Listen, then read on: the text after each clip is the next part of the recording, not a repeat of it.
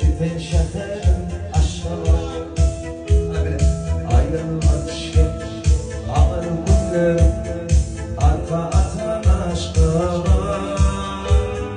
Aşıklarım şehirde, dünya benim onun aşkı var. Seni yaşlım, benim yaşlım, bütün şehrin aşkı var. Gecenin oğlum, bütün şehrin aşkı var.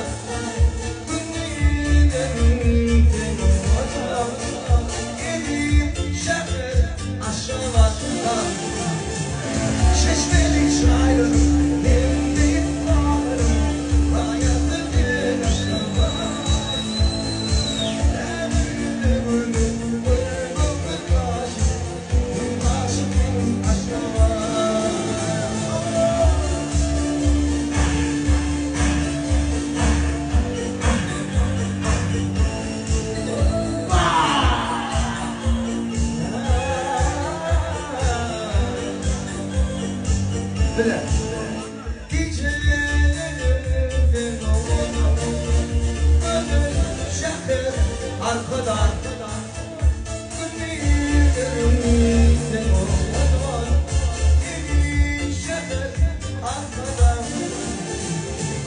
şişmeli çaylarım, demlik dağlarım, dayanır bir aşkım var.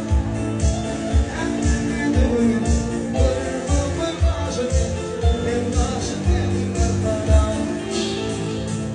Şişmeli çaylarım, demlik dağlarım, fayatı kadar şehre kadar.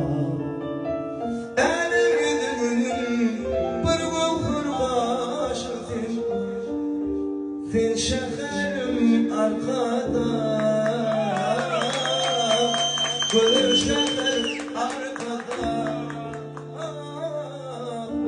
gönül şehir arkada.